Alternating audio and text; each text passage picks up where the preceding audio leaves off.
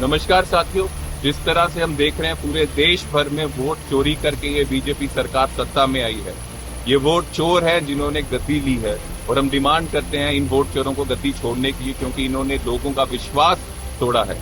हमारा संविधान सबसे बड़ी ताकत भारतीय को ये देता है कि उसको एक वोट डालने की ताकत है। उस ताकत को भी चुराने का काम बीजेपी ने किया है, इसलिए हम उसके खिलाफ काम कर रहे हैं, हम उसको एक्सपोज कर रहे हैं। जिस तरह से राहुल गांधी जी ने एक्सपोज कर दिया सबूतों के साथ कि बीजेपी ने किस तरह से भारत के लोगों का वोट चोरी करने का काम किया है, हम ये कहना चाहते हैं मोदी जी इससे बड़ा पाप अपराध कोई और नहीं हो सकता। लेकिन साथियों, इसको ठीक करने के लिए हमें भी प्रण लेना पड़ेगा।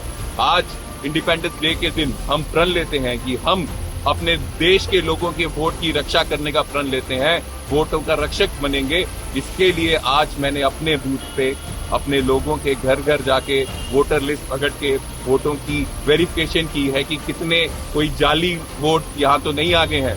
अगर गलत वोट यहाँ पे आ गए हैं तो उनकी आइडेंटिफिकेशन वेरिफिकेशन करना जरूरी है, या फिर जो सही वोट हैं उनको काट तो नहीं दिया इन बीजेपी वालों ने। अगर काट दिया है तो उनको फिर से लिस्ट में लाना जरूरी है, या फिर सेपरेशन वोट की नहीं कर दी। मान लीजिए एक परिवार के 4 वोट हैं और इन बीजेपी वालों ने मान लिया कि ये कांग्रेस के 4 वोट हैं, तो 2 वोट इस बूथ में डाल दिए और 2 वोट दूसरे बूथ में डाल दिए। इसकी वेरिफिकेशन करने की कोशिश आज मैंने अपने बूथ में की है और मैं अनुरोध करता हूं पूरे देश के युवा कांग्रेस के साथियों से कि आप भी अपने बूथ में जाएं, वोटर लिस्ट लेकर जाएं और वेरिफिकेशन करें कहीं बीजेपी वालों ने वोटों की चोरी तो नहीं की है।